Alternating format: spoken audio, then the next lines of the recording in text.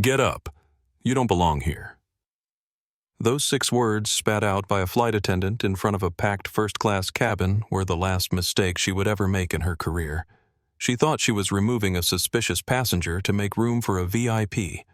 She didn't know that the man in the hoodie, the one she was humiliating while security dragged him down the aisle, wasn't just a passenger. He was the man who signed her paychecks. He was the man who owned the very plane they were standing on. And in exactly 5 minutes he was going to remind everyone that, while money talks, true power whispers before it strikes. The blue glow of the laptop screen reflected off Alexander Morgan's tired eyes as he sat in the corner of the SkyBridge Airways executive lounge at JFK International Airport. To anyone watching, Alex looked like exactly what he was trying to appear to be. Just another exhausted traveler in a faded gray hoodie and well-worn jeans, clutching a cracked tablet and nursing his 3rd cup of coffee in the past hour. What they couldn't see was the weight of responsibility pressing down on his shoulders, the burden of running a billion-dollar aviation empire while trying to be the father his 8-year-old daughter, Zara, deserved. Alex rubbed his face with both hands, feeling the stubble that had grown during his 40-hour marathon business trip across 3 countries and 2 continents. The acquisition deal he'd just closed in Singapore would save 1,200 jobs and revolutionize cargo logistics across Southeast Asia. But all he could think about was the video call he'd promised Zara before her bedtime. He glanced at his watch and realized he was already 3 hours late. Again. His phone buzzed with an incoming FaceTime call, and Zara's face appeared on the screen, her gap-toothed smile bright, even though she was clearly fighting sleep. She was sitting in her grandmother's kitchen in Connecticut, still wearing her school uniform with a smudge of chocolate on her cheek. "Daddy, you look sad," Zara said, tilting her head the way she always did when she was trying to read his emotions. "Did your work trip make you lonely again?" Alex felt his chest tighten with a familiar mixture of love and guilt. Ever since Elena had lost her battle with cancer 2 years ago, these moments of connection with his daughter had become both his lifeline and his greatest source of self-doubt. Elena had been the moral compass of their family, the one who reminded him that true success wasn't measured in quarterly earnings, but in the lives they touched along the way. "I'm not lonely, sweetheart, just tired," Alex said, managing a smile that he hoped looked more convincing than it felt. "But seeing your beautiful face makes everything better. How was school today? Did Mrs. Patterson like your book report?" Zara's expression grew serious, and she leaned closer to the camera. "Daddy, why do people judge books by their covers?" Mrs. Patterson said that's what prejudice means when you decide about someone before you really know them. She said Mommy used to write about that in her articles. The question hit Alex like a physical blow, partly because of its unexpected depth, and partly because it reminded him so acutely of Elena. His late wife had been an investigative journalist who specialized in social justice issues, and her final series of articles about inequality in transportation had won a posthumous Pulitzer Prize. Her work had inspired Alex to acquire struggling airlines not just for profit, but to transform their cultures from the inside out. "That's a very grown-up question," Zara Alex said, reaching into his carry-on bag to pull out the worn leather journal that had belonged to Elena. "Mommy wrote something about that once. She said that when people judge others by what they look like or how they're dressed, they miss out on discovering the beautiful person inside." He opened the journal to a page marked with a blue ribbon and read aloud, "Change the world quietly, one heart at a time, until the quiet becomes a roar that drowns out hatred forever." Alex looked back at the camera and saw Zara nodding solemnly, storing away the words the way children do with truths they sense are important. "Are you changing hearts on your trip, Daddy?" Zara asked, and Alex felt the familiar ache of missing Elena's guidance. She would have known exactly how to answer that question, how to explain the complexity of corporate responsibility to an 8-year-old without overwhelming her innocent worldview. "I'm trying, sweetheart," Sometimes, grown-ups need reminders about how to treat people with kindness, especially people who look different from them or come from different places, Alex said. But enough about work. Tell me about your day. Did you finish the art project you were working on? As Zara launched into an enthusiastic description of her watercolor painting of their family cat, Alex felt some of the tension in his shoulders begin to ease. This was why he worked so hard, why he spent weeks away from home negotiating deals and restructuring companies. Everything he built was for her future, for the world she would inherit. Grandma says I have to go to bed now, but I wanted to tell you something important, Zara said, her voice dropping to a whisper. I love you bigger than the whole sky, even when you're far away. I love you bigger than the whole universe, Alex replied, completing their nightly ritual. Sweet dreams, little sparrow. I'll be home tomorrow night and we'll have pancakes for dinner. Deal. But Daddy Zara paused, looking directly into the camera with Elena's eyes. Remember what Mommy wrote. Be kind to everyone, even if they're not kind to you first. After ending the call, Alex sat in silence for a long moment, staring at Elena's journal. He'd been traveling under a false identity for 6 months now, ever since he'd acquired SkyBridge Airways through a shell company to avoid the media attention that typically accompanied his business deals. The airline had been hemorrhaging money and facing multiple discrimination lawsuits when he bought it, and he'd wanted to understand the company's culture before implementing changes. What better way to see how employees treated passengers than to become a passenger himself? He'd learned more in those 6 months about unconscious bias and customer service failures than any boardroom presentation could have taught him. Tonight would be his final undercover flight as Alexander Morgan, regular passenger. Tomorrow he would reveal his ownership and begin the process of transforming SkyBridge Airways into the kind of company Elena would have been proud of. Final boarding call for Flight 447 to London. Heathrow echoed through the lounge, and Alex closed the journal, tucking it carefully into his messenger bag. He walked to the gate, his footsteps heavy with exhaustion, but also with purpose. In 12 hours, he would be home with Zara, and this chapter of his corporate detective work would be complete. As he handed his boarding pass to the gate agent, Alex caught sight of his reflection in the window behind the desk. The man looking back at him did indeed look like someone who might be traveling on miles or an employee discount rather than someone who could buy the entire airport if he chose to. His hoodie was wrinkled from being stuffed into overhead bins across 3 continents. His jeans had a small stain from spilled coffee in the Seoul airport, and his canvas messenger bag looked like it had seen better decades. Perfect, Alex thought, remembering Elena's words about the importance of walking in other people's shoes. Tonight he would experience SkyBridge Airways one final time through the eyes of an ordinary passenger. Tomorrow he would begin the work of making sure every passenger received the dignity and respect that Elena had always believed was every person's fundamental right. He settled into his seat in the gate area and opened Elena's journal again, reading her final entry about transportation equity. The way we treat strangers when they're vulnerable, tired, and far from home reveals who we really are as a society. Airlines aren't just moving people from one place to another. They're creating thousands of moments each day where human dignity either flourishes or withers. The companies that understand this truth will not only succeed financially, they'll succeed morally. Alex smiled, feeling Elena's presence like a warm hand on his shoulder. By this time tomorrow, he would have kept his promise to her. SkyBridge Airways would begin its transformation into exactly the kind of company she had envisioned, one interaction at a time. The Boeing 787 gleamed under the terminal lights as Alex walked down the jet bridge, the familiar hum of aircraft engines creating a soundtrack that had become the background music of his life. He paused for a moment at the aircraft door, noting the SkyBridge Airways logo painted on the fuselage with a mixture of pride and apprehension. In 6 months of ownership, he'd learned that logos and mission statements meant nothing if they weren't backed up by genuine cultural change.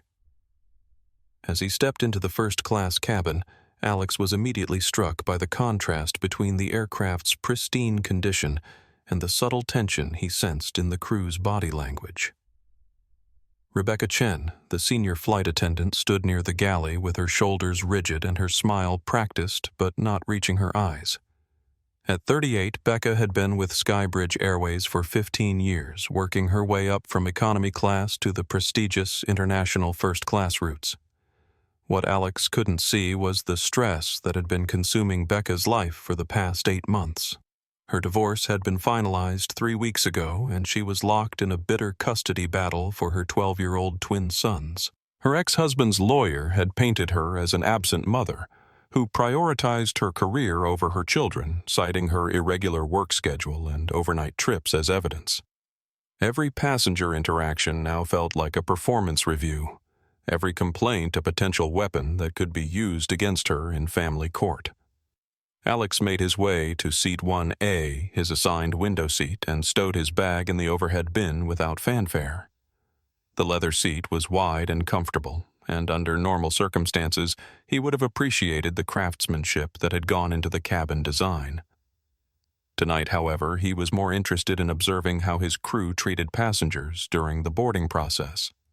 He pulled out his tablet and opened a document that appeared to be a technical manual, but was actually his private notes about employee behavior patterns he'd observed during his months of undercover travel. So far, SkyBridge Airways scored better than most airlines in terms of safety and efficiency, but there were troubling patterns of inconsistent customer service that seemed to correlate with passenger demographics. "Excuse me, you're in my seat," a voice said sharply from the aisle. Alex looked up to see a man in his early 50s standing over him holding a boarding pass and wearing an expression of irritation that suggested this was not the first inconvenience he'd encountered today. Jonathan Harwick cut an impressive figure in his tailored navy suit, gold watch, and Italian leather shoes, but there was something desperate in his eyes that spoke of a man trying very hard to maintain an appearance of success. Jonathan was indeed desperate, though he would never admit it publicly. His pharmaceutical company, Harwick Biosolutions, was facing a federal investigation by the FDA over safety data that may have been falsified in clinical trials. The investigation was still confidential, but Jonathan knew it was only a matter of time before the story leaked to the financial press. This trip to London was supposed to be his salvation, a merger with a British pharmaceutical company that would provide both legal protection and financial stability. The deal hinged on his ability to project confidence and control starting with this flight. "I'm sorry, but I think there might be a mistake," Alex said calmly, holding up his phone to display his digital boarding pass. "My ticket shows 1A as well." Jonathan's face flushed red as he leaned closer, and Alex caught the scent of expensive cologne mixed with what might have been whiskey from an airport bar. "Listen, friend, I fly this route twice a month. I'm a Diamond member of their loyalty program, and I specifically requested this seat for business reasons. Whatever promotional upgrade you're traveling on, it doesn't trump actual paying customers." The dismissiveness in Jonathan's tone was casual and automatic, the kind of assumption that Alex had been documenting for months. Before Alex could respond, Becca appeared at Jonathan's side, having been drawn to the confrontation by years of experience that told her when passenger tensions were about to escalate. "Good evening, Mr. Harwick," Becca said, her voice immediately shifting to the warm, deferential tone she reserved for her most frequent and highest-spending passengers. "I see we have a seating issue. Let me take care of this right away." She turned to Alex, and he watched her expression change subtly as she took in his appearance. The hoodie, the worn jeans, the scuffed sneakers, the messenger bag that looked like it had been purchased at a discount store.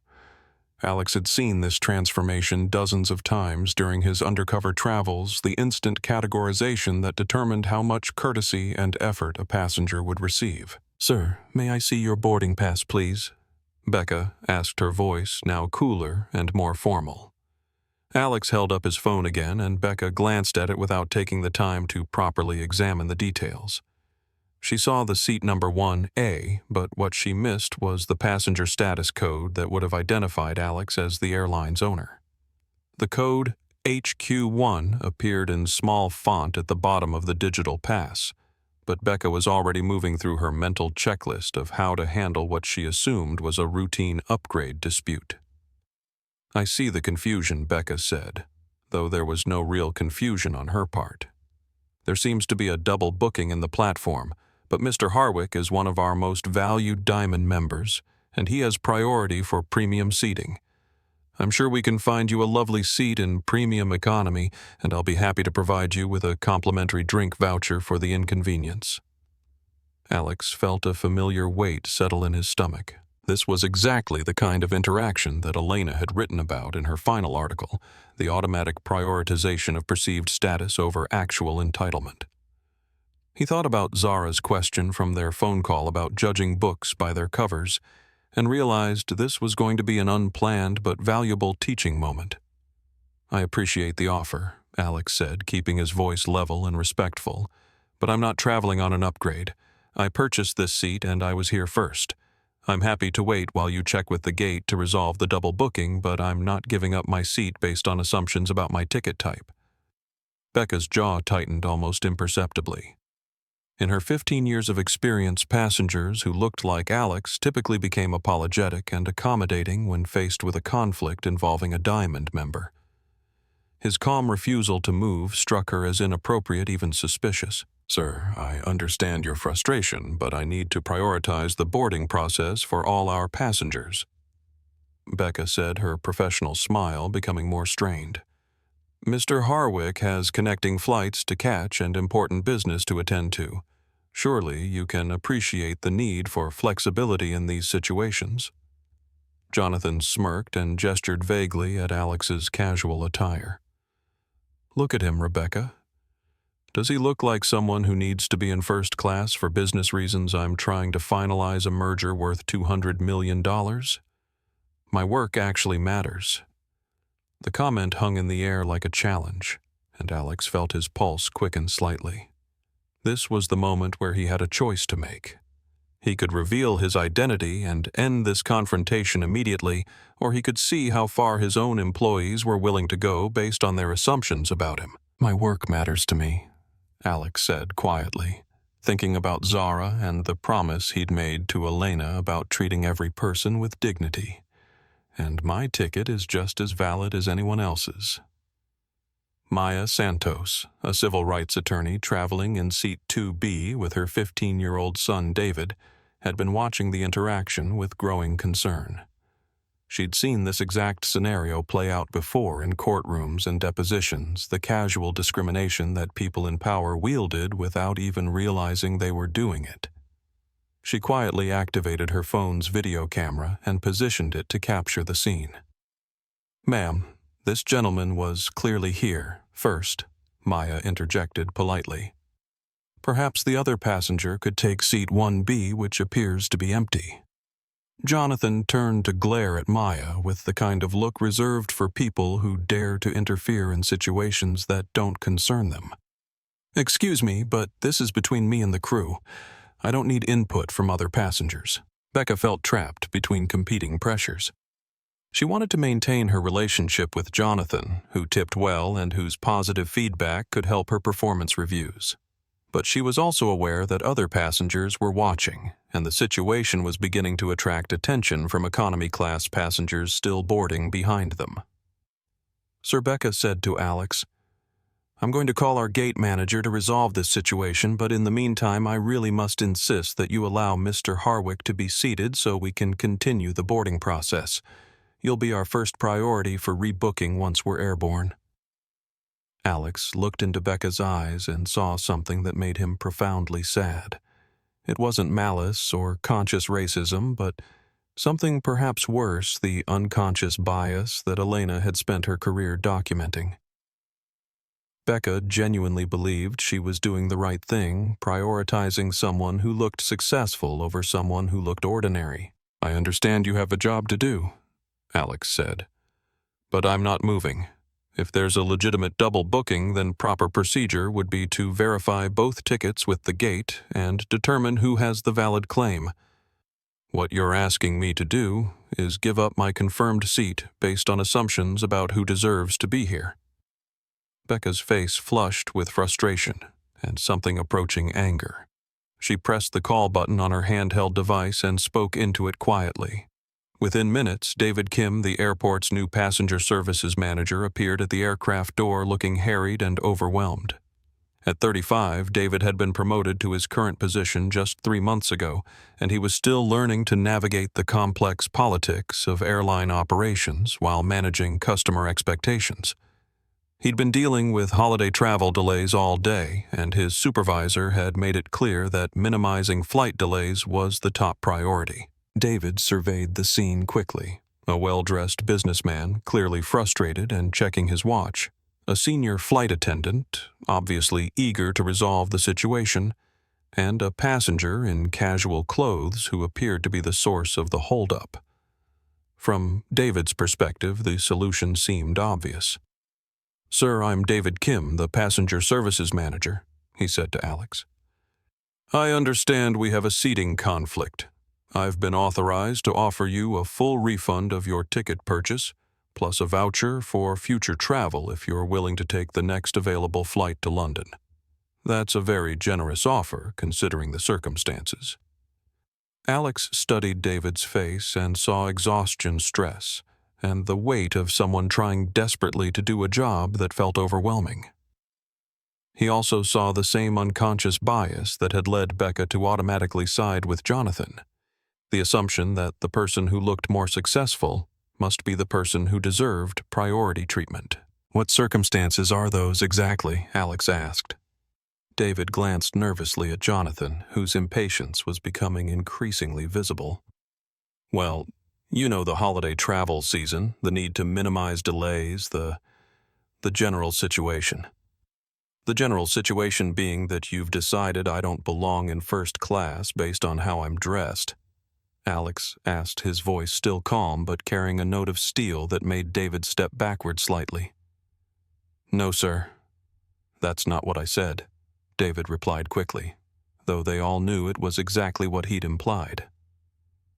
Alex looked around the cabin at the faces watching him. Some passengers appeared uncomfortable with the confrontation. Others seemed curious about how it would resolve, and a few, like Maya Santos, were clearly documenting everything with their phones. He thought about Elena's final article about the thousands of small moments of dignity that were created or destroyed every day in situations exactly like this one. "Then let me be clear," Alex said, standing up slowly and gathering his bag. "I'm leaving this airplane. But not because I'm giving up my seat and not because I don't belong here. I'm leaving because I want to see how far you're all willing to go to defend your assumptions about who matters and who doesn't." He paused and looked directly at Becca, then at David, and finally at Jonathan. "In exactly 5 minutes, you're going to realize that you've made a mistake that will change all of your lives. I hope the lesson you learn is worth the price you're about to pay." The silence in the first-class cabin was deafening as Alex's words hung in the air like a challenge. Jonathan Harwick laughed first, a sharp braying sound that cut through the tension with the efficiency of a blade. "Is that supposed to be some kind of threat?" Jonathan asked, his voice carrying the particular kind of amusement that wealthy men reserve for people they consider beneath their notice. "What are you going to do? Write a bad review on social media? File a complaint with customer service? I hate to break it to you, friend, but airlines get thousands of complaints every day from people who think they're more important than they actually are." Becca felt a mixture of relief and vindication as she watched Alex gather his belongings. In her mind, she had successfully diffused a potentially disruptive situation while protecting the interests of a valued customer. The fact that Alex was leaving voluntarily rather than forcing her to call security felt like a professional victory. "I appreciate your cooperation, sir," Becca said, her voice regaining its professional warmth now that the conflict appeared to be resolving in her favor. "I'm sure our customer service team will take excellent care of you when you rebook, Have a pleasant evening." Alex shouldered his messenger bag and looked around the cabin one final time. Maya Santos was still recording her expression grave as she documented what she clearly recognized as a civil rights violation. Her 15-year-old son David was watching with wide eyes, and Alex could see the boy processing what he was witnessing, learning a lesson about power and prejudice that no classroom could teach. "Ma'am," Alex said to Maya, "I hope you'll share that video with the world. People need to see how decisions get made when they think no one important is watching." Maya nodded solemnly. "I will. And I'm sorry this happened to you." As Alex walked toward the aircraft door, he passed through economy class where passengers were still boarding and finding their seats. Many of them looked up as he passed, sensing that something significant had occurred in first class, but not sure what it was. A few elderly passengers shook their heads sympathetically, recognizing the walk of someone who had been unjustly removed from where they belonged. At the aircraft door, Alex paused and turned back to look at David Kim. The young manager was still standing in the first-class aisle, looking uncertain about whether he had handled the situation correctly. There was something in his expression that suggested he knew something wasn't right about what had just happened, but the pressure to keep the flight on schedule had overridden his instincts. David, Alex said quietly, "Before this is over, I want you to ask yourself one question. If I had been wearing a suit and carrying a briefcase instead of wearing a hoodie and carrying this bag, would you have offered Mr. Harwick my seat?" Really think about that question, because your honest answer will tell you everything you need to know about what just happened here. David's face went pale, and Alex could see the realization beginning to dawn that maybe, just maybe, he had made an error in judgment that was much more serious than a simple customer service dispute. Alex stepped off the aircraft and into the jet bridge, where the cool, recycled air immediately felt like a relief after the suffocating tension of the cabin. He pulled out his phone and speed-dialed a number that only 3 people in the world had access to. "Elizabeth." "It's Alex," he said when his assistant answered on the first ring. "I need you to execute Protocol 7 immediately." There was a pause on the other end of the line, and Alex could hear the sound of fingers flying across a keyboard. "Sir, are you certain Protocol 7 is irreversible once initiated?" "I'm certain," Alex said, looking back through the small window in the jet bridge door at the aircraft he owned. "Ground Flight 447. Cut all power to the plane except emergency lighting. Contact the FAA and inform them that we're conducting an immediate safety investigation. And Elizabeth," "Yes, sir?" "Call the head of Human Resources and tell her to meet me at Gate 23 in 10 minutes. We're about to conduct some performance evaluations."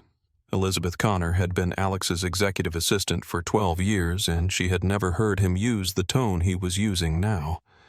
It was calm and controlled, but underneath the surface she could detect a fury that was white-hot and precisely focused.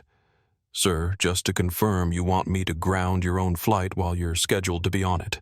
I want you to ground the flight because I was just removed from it," Alex said. 3 employees of our airline just demonstrated that they believe a passenger's clothes and skin color matter more than their ticket or their dignity. They made that choice while representing our company, our brand, and everything Elena worked to change about this industry. So yes, Elizabeth, I want you to ground the flight. Back on the aircraft, the first sign that something unusual was happening came when the overhead lights flickered and then dimmed to emergency levels. The familiar hum of the auxiliary power unit that provided air conditioning and electrical power to the aircraft suddenly went silent, leaving the cabin in an eerie quiet that made everyone's ears ring. Becca looked around in confusion, her professional instincts immediately shifting into crisis management mode. Power failures were rare on aircraft at the gate, and when they occurred, they typically indicated serious mechanical problems that could delay or cancel flights entirely.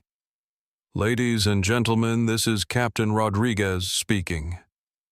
The pilot's voice crackled over the intercom system, sounding strained and confused.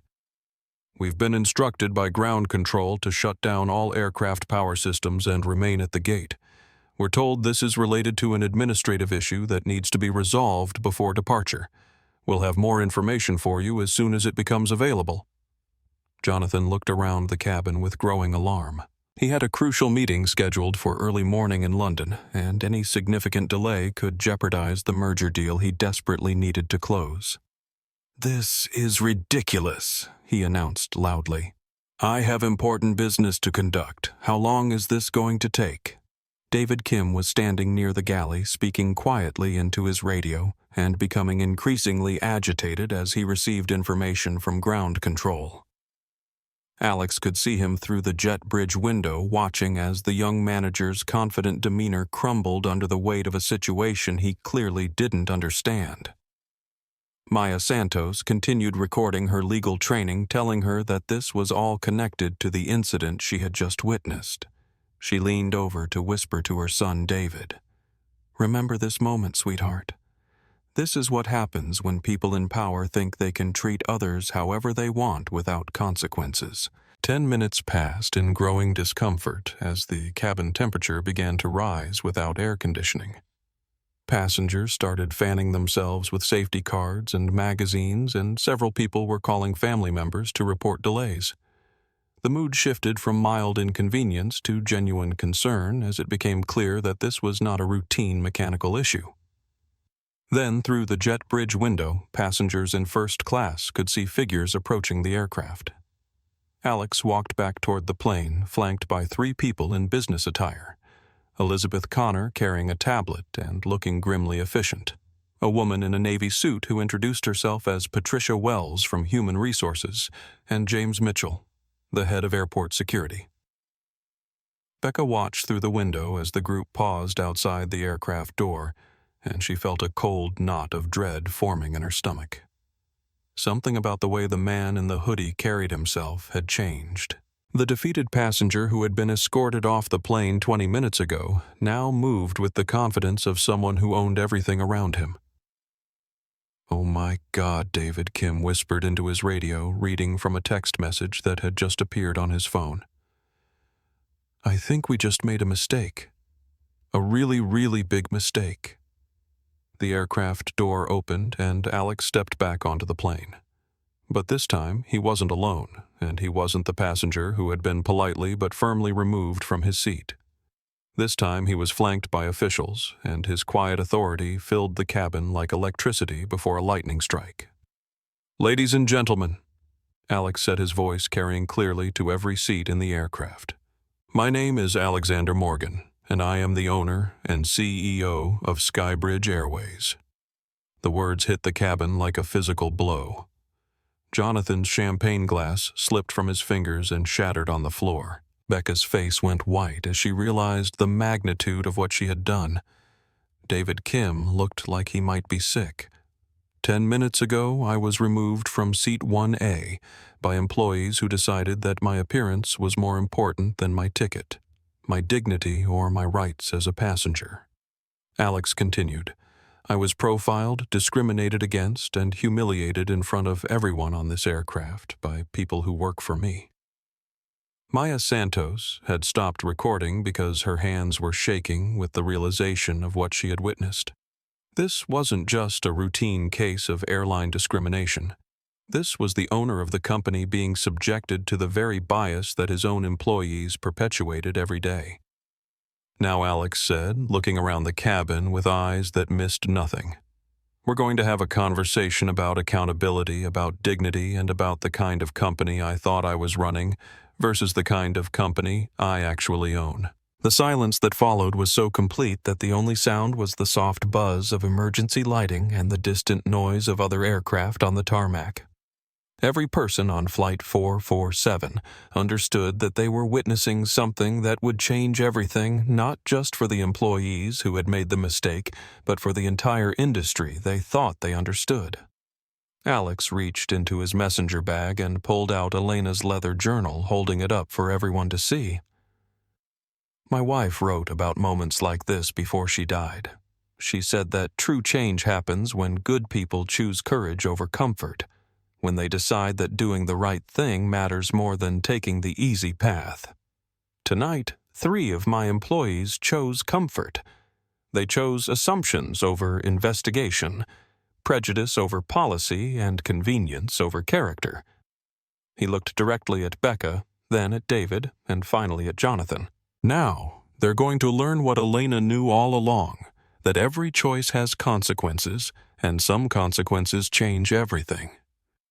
The emergency lighting cast strange shadows across the faces of everyone in the first-class cabin as Alex stood in the aisle. Elena's journal still clutched in his hand. The silence stretched on for what felt like hours, but was actually only seconds, as 300 passengers and crew members processed the revelation that had just turned their understanding of power and authority completely upside down. Rebecca Chen felt as if the floor had literally dropped out from beneath her feet. In 15 years of airline service, she had encountered difficult passengers, medical emergencies, severe turbulence, and every other crisis that commercial aviation could throw at her. But nothing had prepared her for this moment. The man she had dismissed as an upgraded economy passenger who didn't belong in first class was not only a legitimate first-class passenger, he was the person who literally owned the aircraft they were sitting in. Mr. Morgan, Becca whispered, her voice barely audible above the hum of the emergency power systems. I had no idea. The manifest didn't show. The manifest showed exactly what it was supposed to show. Alex interrupted, his voice calm but carrying an undertone of steel that made everyone in earshot go silent. What it didn't show was anything that should have mattered to your decision-making process. It didn't show my bank account, my stock portfolio, or my net worth. It showed my name, my confirmed seat assignment, and my valid ticket. That should have been enough. David Kim stood frozen by the galley, still holding his radio and looking like a man who had just realized he'd accidentally triggered a nuclear explosion. The text message on his phone contained 3 simple words from his supervisor: "You are finished." David's mind raced through the implications of what he had done. He had not only removed the airline's owner from a flight, he had done so based purely on assumptions about Alex's appearance and economic status. Jonathan Harwick, who had been so confident and dismissive just minutes earlier, now sat in seat 1A looking like he was watching his life implode in real time. As the head of a pharmaceutical company facing federal investigation, the last thing he could afford was to be associated with a viral incident of workplace discrimination. Every word he had spoken, every assumption he had made had been captured on multiple phones and was probably already being uploaded to social media. Maya Santos, still holding her phone but no longer recording, found her voice first. "Mr. Morgan, I'm Maya Santos. I'm an attorney, and I want you to know that I recorded everything that happened here. If you need witnesses for any legal proceedings, my son and I saw exactly how your employees treated you." Alex nodded gratefully in Maya's direction. "Thank you, Ms. Santos. I hope that video helps people understand that discrimination isn't always dramatic or violent. Sometimes it's quiet, polite, and dressed up as customer service. But it's still discrimination, and it's still wrong." Patricia Wells, the head of Human Resources, stepped forward with her tablet already open to personnel files. As one of the few people at SkyBridge Airways who knew about Alex's undercover ownership, she understood the gravity of what had just occurred. This wasn't just an unfortunate customer service incident. This was a public relations catastrophe that could damage the company's reputation for years. "Mr. Morgan, I've already initiated our standard investigation protocols," Patricia said, her voice professional but tight with barely controlled panic. "I need to interview all involved parties and review security footage from the gate area. This incident will be documented in accordance with our anti-discrimination policies." "Our anti-discrimination policies," Alex repeated, and there was something dark and bitter in his tone that made Patricia take a step backward. "Tell me, Patricia, how many complaints has our company received in the past year about passenger profiling and discriminatory treatment?" Patricia glanced down at her tablet, scrolling through data that she clearly wished didn't exist. "According to our customer relations database, we've received 137 formal complaints alleging discrimination based on race, ethnicity, religion, or socioeconomic status. An additional 43 complaints mentioned what passengers described as profiling based on appearance or clothing. The numbers hung in the air like an indictment. Maya Santos's son, David, who had been listening quietly to everything, spoke up with the clarity that only teenagers possess. "Mom, that's almost 200 people who were treated badly just this year. And those are only the ones who complained officially." Alex looked at the teenager with something approaching a smile. "You're absolutely right, David. Most people don't file formal complaints when they're discriminated against. They just never fly with that airline again, and they tell their friends and family about their experience. So multiply those numbers by 10, maybe 20, and you start to understand the real scope of the problem." Elizabeth Connor appeared at Alex's side, her tablet displaying what appeared to be financial data and operational reports. As his executive assistant, Elizabeth had been tasked with monitoring social media engagement and news coverage related to SkyBridge Airways, and what she was seeing on her screen was unprecedented. "Sir, I need to update you on the external situation," Elizabeth said quietly. "Ms. Santos's video has been shared over 2,000 times in the past 15 minutes.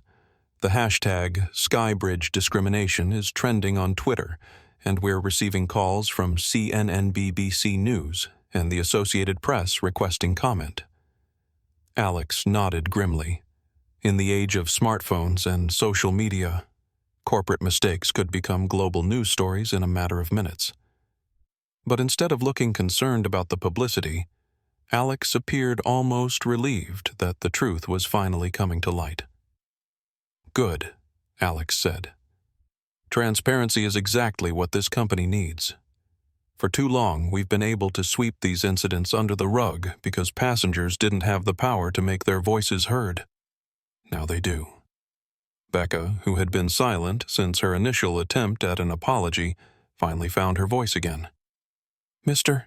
Morgan, I know you have no reason to believe me, but I want you to know that I wasn't consciously trying to—" She stopped, struggling to find words that could possibly explain or excuse what she had done. "You weren't consciously trying to discriminate," Alex finished for her. "But you did discriminate.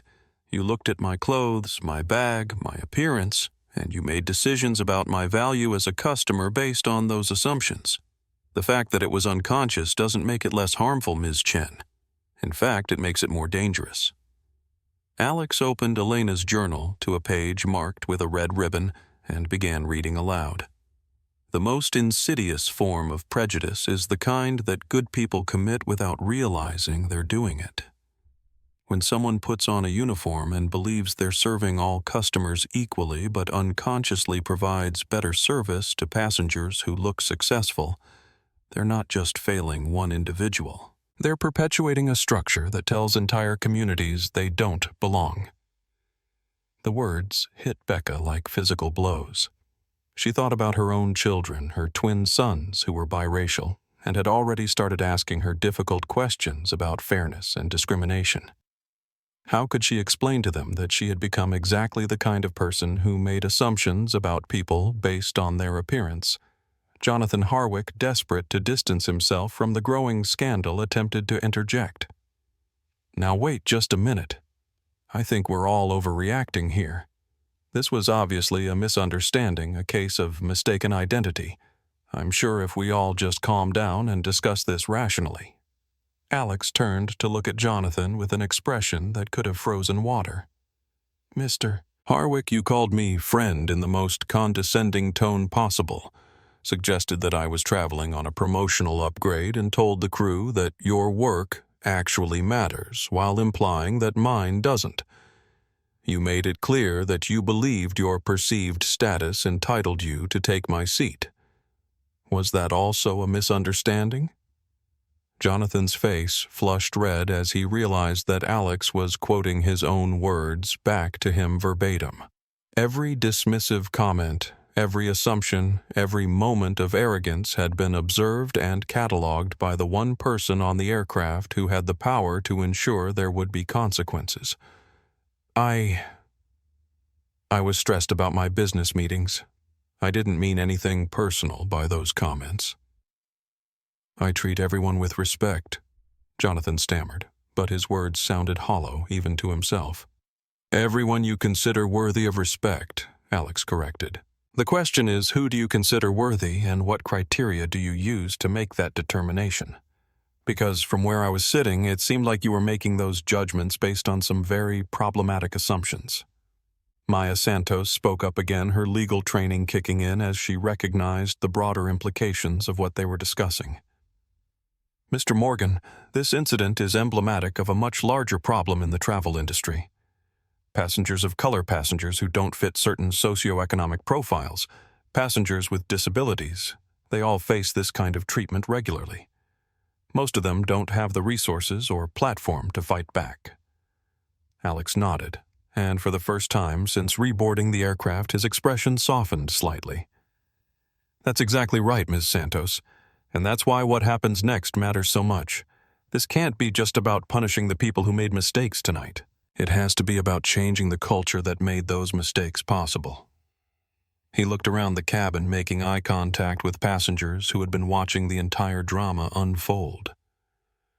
Everyone on this aircraft is witnessing something important. You're seeing what happens when unconscious bias gets exposed to the light. The question is, what are we all going to do with this knowledge? Elizabeth cleared her throat gently. Sir, we have representatives from the Transportation Security Administration and the Federal Aviation Administration requesting to interview you about this incident. There are also several civil rights organizations that would like to speak with you about filing formal complaints. Alex closed Elena's journal and tucked it back into his messenger bag. Schedule those meetings, Elizabeth. But first, I want to address our passengers and crew. They deserve to understand what they've witnessed here and what it means for our company going forward. He walked to the front of the aircraft and picked up the PA microphone, his voice echoing through both the first class and economy cabins. Ladies and gentlemen, this is Alexander Morgan speaking. By now, many of you know that I own this airline and that I was just removed from my seat due to discrimination by my own employees. A ripple of murmurs and conversations could be heard from the economy section as passengers who had only heard fragments of what happened in first class began to understand the full scope of the situation. I want you all to know that this flight will not continue tonight, Alex continued. Instead, we're going to use this as a learning moment, not just for SkyBridge Airways, but for the entire travel industry. What happened to me happens to passengers every single day. The only difference is that tonight the person it happened to owns the company.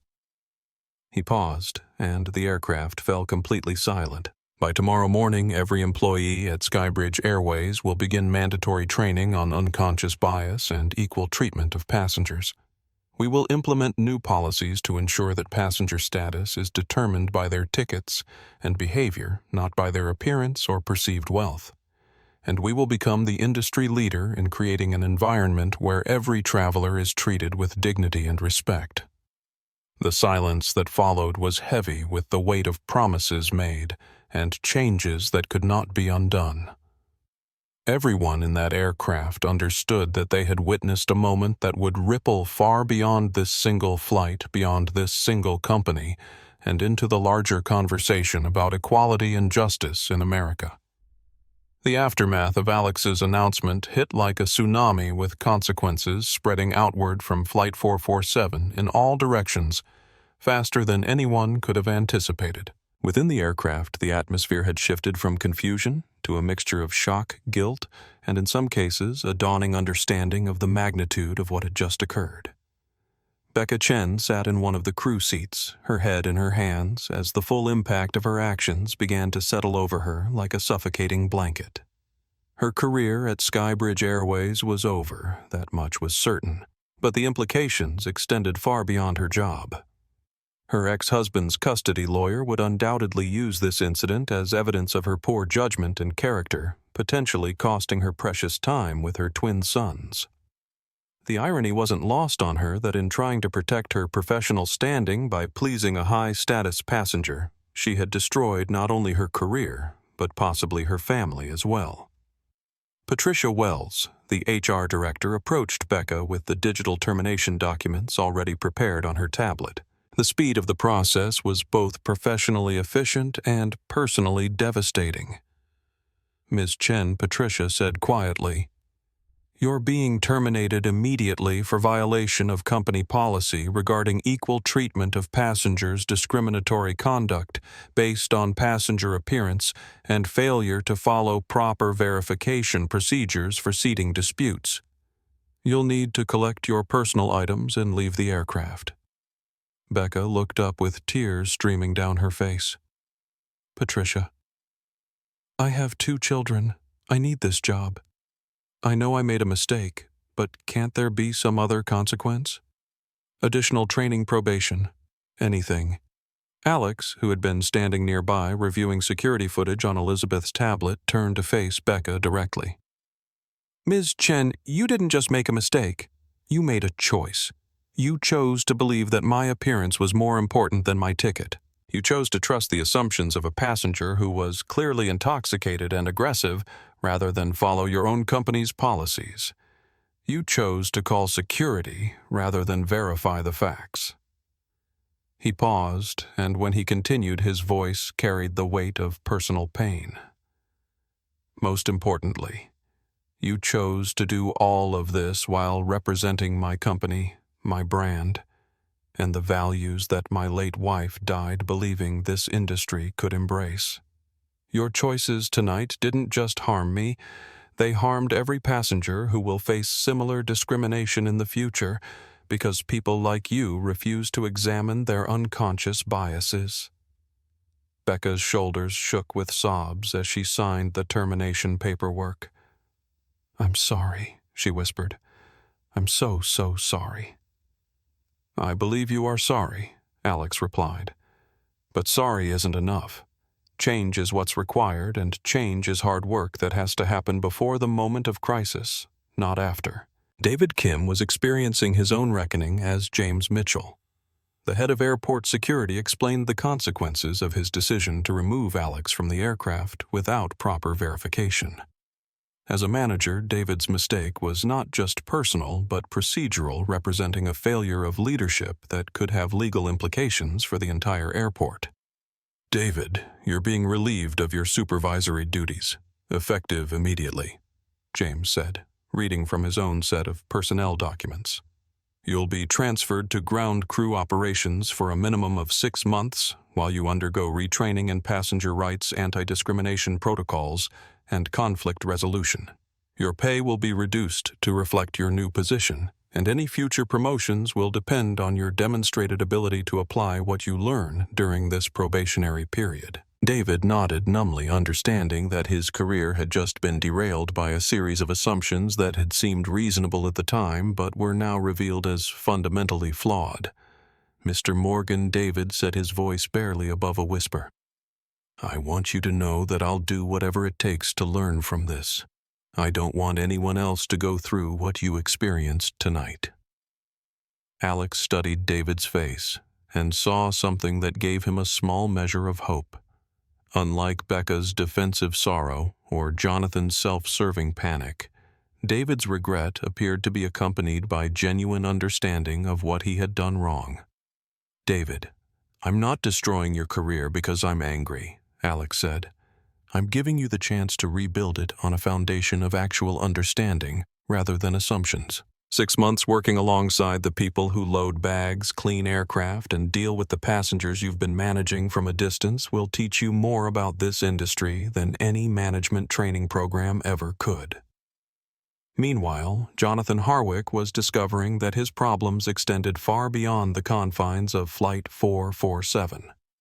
Elizabeth Connor had been monitoring social media and news coverage, and Jonathan's face and voice were now featured prominently in viral videos with captions like, "Executive demands seat from airline owner and when keeping it privileged goes wrong."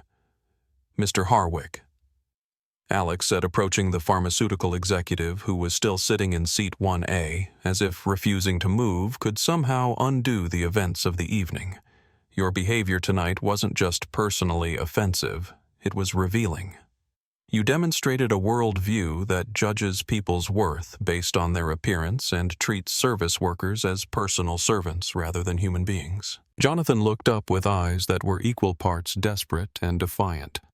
Morgan, you can't destroy my entire life over a simple misunderstanding. I have a company to run, employees depending on me, shareholders who will now know exactly what kind of person they've been trusting with their investments. Alex finished. Mr. Harwick, you're banned from SkyBridge Airways for life. You're also banned from the 3 hotel chains and 2 rental car companies that Horizon Dynamics has majority stakes in. But more importantly, I'm forwarding the video of tonight's incident to your board of directors, your shareholders, and the FDA investigators who are currently reviewing your company's clinical trial data. Jonathan's face went white. You can't do that. That's harassment. It's vindictive. It's accountability, Alex said firmly. Character matters, Mr. Harwick. How you treat people when you think they can't fight back tells the world everything they need to know about who you really are. Tonight you showed the world.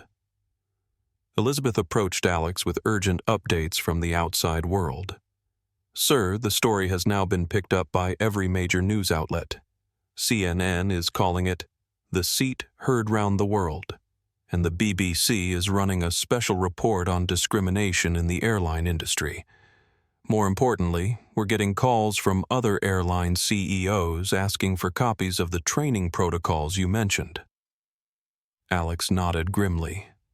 Schedule interviews with the major networks for tomorrow morning. And Elizabeth, call Elena's former colleagues at the Justice and Equality Foundation. I want to establish a partnership with them to develop industry-wide training standards. Maya Santos, who had been quietly observing the consequences unfold, approached Alex with her son, David, beside her. Mr. Morgan, I represent several civil rights organizations, and I want you to know that what you're doing here tonight is exactly the kind of corporate accountability we've been advocating for years. Most executives would have handled this quietly behind closed doors. The fact that you're making this public is going to create real change. Alex looked at Maya's teenage son, remembering Zara's question about judging books by their covers. David, what did you learn from watching all this tonight? The teenager thought carefully before answering. I learned that prejudice isn't always loud and obvious. Sometimes it's quiet and polite, but it's still wrong. And I learned that having power means you have a responsibility to use it to protect people who don't have power. That's exactly right, Alex said. And that's a lesson that every adult on this aircraft needed to hear. As the evening continued to unfold, the ripple effects of Flight 447 spread far beyond JFK Airport. Social media was exploding with discussions about unconscious bias, corporate responsibility, and the treatment of passengers who didn't fit traditional profiles of wealth and success. #SkyBridgeStandard became a trending hashtag, with travelers sharing their own stories of discrimination and calling for industry-wide changes. Patricia Wells received a constant stream of calls from employment lawyers, civil rights attorneys, and federal investigators who wanted to understand the broader implications of what had occurred. The Department of Transportation announced that they would be launching a comprehensive review of passenger rights enforcement across the airline industry, using the SkyBridge Airways incident as a case study. But perhaps most significantly, Alex's phone began ringing with calls from other business leaders who had experienced similar discrimination but had never had the platform or power to address it publicly. A federal judge called to share her experience of being profiled during business travel. A Fortune 500 CEO described being questioned about his first-class ticket because he was young and black. A renowned surgeon talked about being asked to prove her medical credentials when she tried to help during a medical emergency on a flight. This isn't just about airlines, Alex realized as he took call after call from successful professionals who had been diminished and dismissed based on their appearance. This is about a culture that has trained people to make assumptions about worth and value based on surface characteristics. Elizabeth appeared at his side again, this time carrying a tablet with financial data. "Sir, I need to brief you on the market reaction. SkyBridge Airways stock dropped 12% in after-hours trading, but our customer service inquiries are up 300%, and they're overwhelmingly positive. People are calling to book flights specifically because of how you handled this situation." Alex looked around the aircraft one final time, seeing the faces of passengers who had witnessed something they would remember for the rest of their lives. Some looked uncomfortable, forced to confront their own unconscious biases. Others looked inspired, having seen an example of accountability and justice in action. All of them understood that they had been part of something larger than a simple customer service dispute. "Ladies and gentlemen," Alex announced over the PA system one final time, "I want to thank you for your patience tonight. You'll all be receiving full refunds for your tickets, plus vouchers for future travel. More importantly, you'll be receiving an invitation to participate in SkyBridge Airways' new Passenger Advisory Council, where your voices will help shape the policies and training that will prevent incidents like this from happening in the future." As passengers began filing off the aircraft, many stopped to shake Alex's hand or share their own stories of discrimination they had witnessed or experienced. The conversation that had started with assumptions about a hoodie and a seat had become a community discussion about dignity, respect, and the kind of society they all wanted to help create. Maya Santos was among the last to leave, and she handed Alex her business card. "Mr. Morgan, when you're ready to file formal civil rights complaints against other airlines that engage in similar practices, call me. Tonight proved that change is possible, but it's going to take more than one company and one CEO to transform an entire industry." Alex pocketed the card and looked out the window at the dark tarmac where ground crews were preparing other aircraft for departure. "Ms. Santos, I think you'll find that what happened tonight was just the beginning. By tomorrow morning, every airline in America is going to be asking themselves whether their employees would pass the test that mine just failed." The sun was rising over London as Alex sat in the VIP lounge at Heathrow Airport 12 hours after the incident that had already begun reshaping not just his company, but the entire airline industry. He hadn't slept during the overnight flight on a replacement aircraft, instead spending the time on calls with legal teams, civil rights organizations, and other business leaders who wanted to understand how one discriminatory incident had triggered such massive consequences. Elizabeth sat beside him with 2 tablets and a laptop, coordinating what had become a media management operation of unprecedented scale. The story of Flight 447 had gone global, with news outlets in 23 countries running features on airline discrimination and corporate accountability. More importantly, the hashtag change.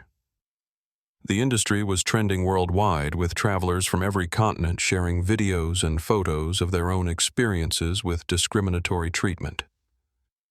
"Sir, I need to update you on the overnight developments," Elizabeth said, scrolling through data that seemed to update faster than she could read it. Maya Santos's original video has been viewed over 50 million times across all platforms. CNN's interview with her has been shared by every major civil rights organization in the country, and we're receiving calls from airline executives on 5 continents asking for copies of our new training protocols. Alex looked up from Elena's journal, where he had been reading her notes about the multiplier effect of corporate behavior. What Elena always understood was that businesses don't just serve customers, they shape culture. When a company normalizes discrimination, it makes discrimination feel normal. When a company demands equality, it makes equality feel achievable. His phone buzzed with yet another call, this one from Senator Patricia Washington, chair of the Senate Commerce Committee. Alex had been expecting this call since the story broke.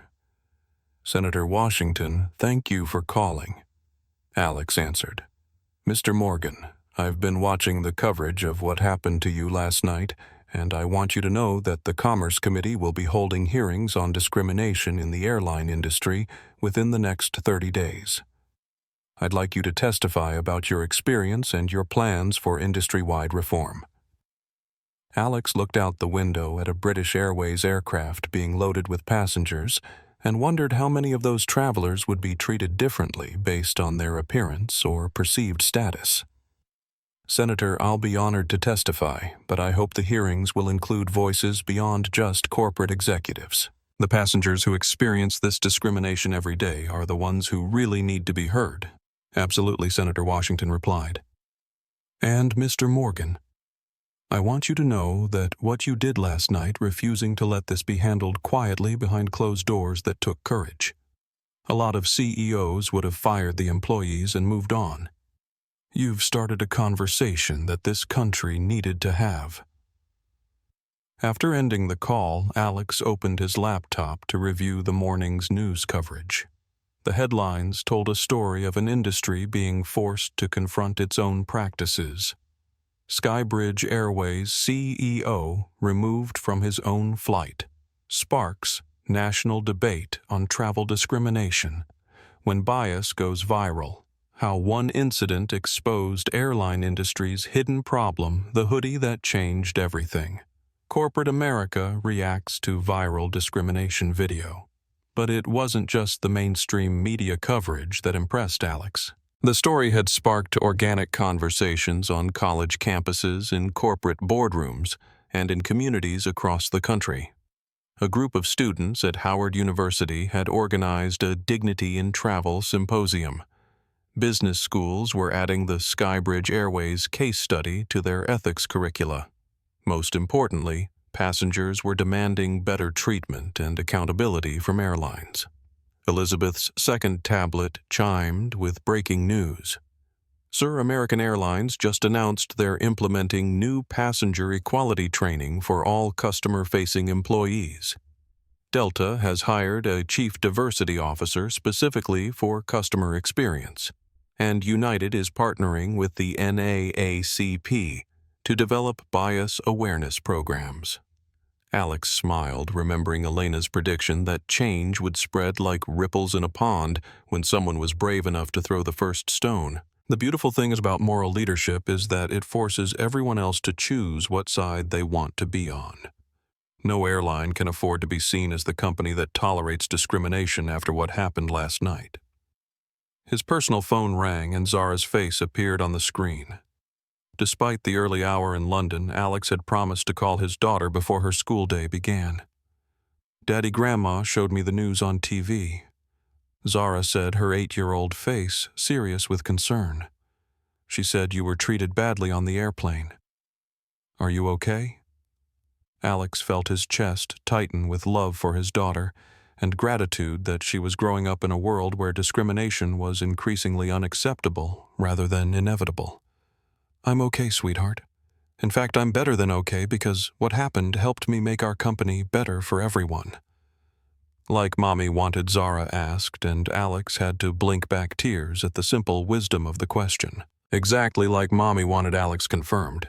She always said that bad things can become good things if we're brave enough to learn from them and strong enough to change what needs changing. Zara nodded solemnly. Daddy, when I grow up, I want to help you make all companies be fair to everyone. I would love that, little sparrow, Alex said. But you know what? You're already helping by asking questions like you asked yesterday about judging books by their covers. Kids like you are the reason adults like me keep working to make the world better. After ending the call with Zara, Alex turned his attention to the stack of message requests from other passengers who had experienced similar discrimination. Elizabeth had been organizing them into categories: racial profiling, religious discrimination, economic bias, and accessibility violations. Sir, there are over 800 individual accounts that people have shared since last night, Elizabeth reported. These aren't just complaints. They're detailed stories of how airline employees have made passengers feel unwelcome, unsafe, or unwanted based on factors that have nothing to do with flight safety or legitimate business concerns.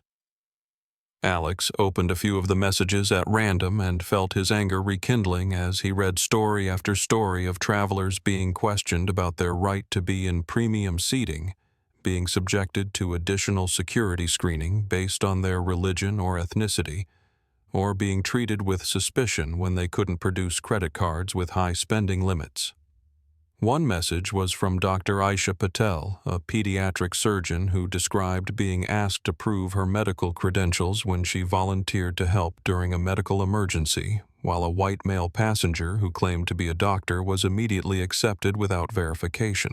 Another came from James Chen, a Silicon Valley entrepreneur who had been asked multiple times during a single flight to verify that his first-class ticket was legitimate, while white passengers around him boarded without question. A third message was from Maria Rodriguez, a federal judge who had been told by a flight attendant that the business-class cabin was probably not for people like her when she asked for assistance finding her seat. "Elizabeth, I want you to compile these stories into a comprehensive report," Alex said. "We're not just dealing with isolated incidents or rogue employees. We're looking at patterns of behavior that suggest unconscious bias is embedded in airline culture across the entire industry."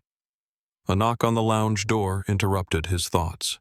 Maya Santos entered looking professionally polished despite having been on the same overnight flight. Her legal training had been working overtime since the incident, and she carried a briefcase full of documentation that Alex suspected was going to change everything. "Mr. Morgan, I've been in contact with civil rights organizations, passenger advocacy groups, and legal teams across the country," Maya said, setting her briefcase on the table. "Based on the response to last night's incident, I believe we have the foundation for a class action lawsuit that could transform airline industry practices permanently." Alex looked up from the passenger messages he'd been reading. "What are you thinking?" Maya opened her briefcase and pulled out a thick folder. "We file federal civil rights violations against the airlines with the worst discrimination records using the passenger stories that have been shared since your incident as evidence. We demand not just financial penalties, but court-mandated changes to training programs, hiring practices, and customer service protocols. The goal being permanent structural change rather than just monetary settlements," Alex said, understanding immediately where Maya was headed. "Exactly. We force every major airline to implement the same kinds of reforms you're putting in place at SkyBridge Airways. We make equality and dignity legally required rather than just good business practice." Alex thought about Elena's final article about the thousands of moments of dignity that were created or destroyed every day in airports and aircraft around the world. "Maya, I want SkyBridge Airways to be the lead plaintiff in that lawsuit. If we're going to demand change from the industry, we need to be willing to subject ourselves to the same scrutiny we're asking for from our competitors." Maya smiled, and Alex could see why she had such a successful legal career. "Mr. Morgan, that's exactly the kind of moral leadership that makes systemic change possible. When the company that was victimized by discrimination is also willing to be held accountable for its own past failures, it sends a message that this is about justice, not just revenge." Elizabeth's laptop chimed with an urgent news alert. Sir Jonathan Harwick's pharmaceutical company just announced his resignation as CEO. The board cited behavior incompatible with company values and mentioned that the FDA investigation into their clinical trials would be handled by new leadership. Alex felt no satisfaction in Jonathan's downfall, only a sense of inevitability. Actions have consequences. Mr. Harwick spent his career believing that his wealth and status exempted him from basic decency. Last night he learned otherwise. Maya gathered her materials and prepared to leave. "Mr. Morgan, I'll be in touch about the lawsuit preparations. But I want you to know that what you've started here is bigger than any legal case. You've given millions of people permission to expect better treatment, to demand dignity, and to speak up when they don't receive it. That cultural shift is worth more than any court settlement." As Maya left the lounge, Alex opened Elena's journal to the final entry she had written before her death. The page was worn from repeated reading, but the words never failed to inspire him. Real change doesn't happen in boardrooms or courtrooms. Though those places matter, Real change happens in the moments when people choose courage over comfort, truth over convenience, and love over fear. The person reading this has the power to be that moment of change for someone else. Don't waste that power. Don't let that moment pass. Choose courage. Alex closed the journal and looked out the window at the busy London morning. In a few hours, he would be back on a plane to New York. But this time, he would travel openly as the CEO of SkyBridge Airways, working to ensure that every passenger on every flight experienced the dignity and respect that Elena had dreamed of for the travel industry. Elizabeth gathered her tablets and prepared for the next phase of what had become a global movement. "Sir, are you ready to change the world?" Alex thought about Zara, about Elena, about the 800 passengers whose stories were now demanding justice, and about the millions of travelers who deserved better than they had been receiving. "Elizabeth, I think the world is finally ready to be changed." 6 months had passed since the incident on Flight 447 in the conference room on the 32nd floor of Horizon Dynamics headquarters buzzed with an energy that was both hopeful and sobering. Alex sat at the head of a mahogany table surrounded by civil rights attorneys, former airline employees, passenger advocacy representatives, and the most unlikely group member of all, Rebecca Chen, the former SkyBridge Airways flight attendant whose split-second decisions had triggered a transformation that was still reshaping the entire travel industry. The Elena Morgan Institute for Transportation Equity occupied an entire floor of the Manhattan skyscraper, its mission statement engraved in brushed steel letters across the reception area, ensuring dignity in travel through education, advocacy, and accountability. What had started as Alex's personal response to discrimination had evolved into a comprehensive effort to address unconscious bias across all forms of transportation, from airlines to rideshare companies to public transit. Becca sat quietly at the far end of the table, her hands folded in her lap as she listened to Dr. Patricia Williams, the Institute's Director of Training Programs, present the latest data on airline industry changes. In the 6 months since her termination from SkyBridge Airways, Becca's life had undergone a transformation that was both devastating and enlightening. The custody battle for her twin sons had indeed been affected by her termination, but not in the way she had expected. Her ex-husband's attorney had attempted to use the incident as evidence of poor character, but the family court judge had been more interested in understanding what Becca had learned from the experience. The court-mandated counseling sessions that followed had opened Becca's eyes to unconscious biases she hadn't even realized she possessed. "The data is remarkable," Dr. Williams was saying, clicking through a presentation that showed industry-wide statistics.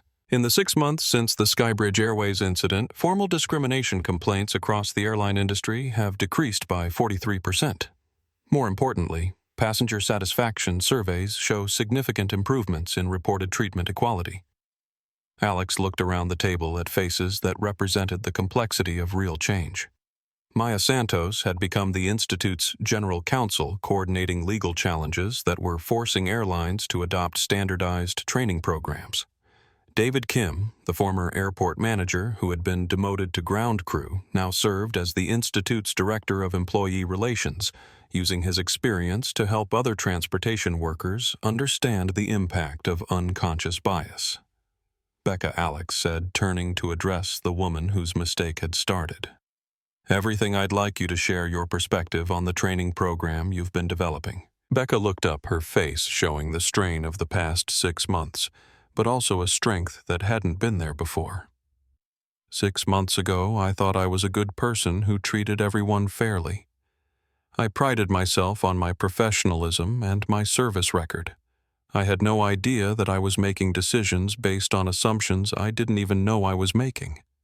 She paused, and Alex could see the emotional weight of what she was about to share.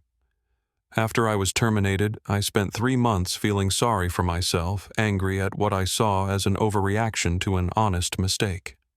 It wasn't until I started volunteering at a homeless shelter and saw how I automatically made judgments about the people I was serving that I began to understand what Mr. Morgan meant about unconscious bias. Dr. Williams nodded encouragingly. What was the breakthrough moment for you? Becca's voice grew stronger as she continued. There was a family at the shelter, a mother with 2 young children who had lost their home due to medical bankruptcy. The mother was articulate, well-dressed, clearly educated. My first thought was, what is someone like her doing here? And then I realized that was exactly the kind of thinking that led me to assume Mr. Morgan didn't belong in first class.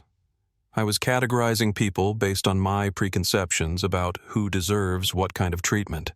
Maya Santos leaned forward with the intensity that made her such an effective attorney. How do you translate that personal revelation into systematic training that can change corporate culture? By making people uncomfortable, Becca said with a directness that surprised everyone in the room. Real bias training can't be a comfortable diversity seminar where everyone nods along and feels good about themselves. It has to force people to confront specific moments when they've made assumptions about others based on appearance, race, economic status, or other factors that shouldn't matter. Alex felt a familiar pang of missing Elena as he listened to Becca describe the kind of difficult conversations that his late wife had been advocating for throughout her journalism career. Becca, tell them about the simulation exercise you've developed. Becca stood and walked to the whiteboard, her confidence growing as she moved into her area of expertise. We've created role-playing scenarios where airline employees experience discrimination from the passenger perspective. A manager who flies first class regularly has to navigate the system as a passenger who fits profiles that typically face additional scrutiny. A flight attendant who assumes passengers in expensive clothes belong in premium cabins has to watch videos of themselves making assumptions about passenger status. She drew a simple diagram on the whiteboard showing interconnected circles labeled awareness, experience, and accountability. The training isn't complete until employees can identify their own biases, understand how those biases affect others, and commit to specific behavioral changes that they'll be held accountable for implementing. David Kim spoke up from his position as Employee Relations Director. The accountability piece is crucial. I thought I was being fair and professional when I removed Mr. Morgan from the aircraft, but I was actually prioritizing what I perceived as the easier solution over what was actually the right solution. If there had been clear protocols that required me to verify passenger information before making seating decisions, the whole incident could have been prevented. Alex looked around the room and felt a complex mixture of pride and sadness. Pride in what they had accomplished together. Sadness that it had taken such a painful incident to catalyze the change that Elena had been advocating for years before her death.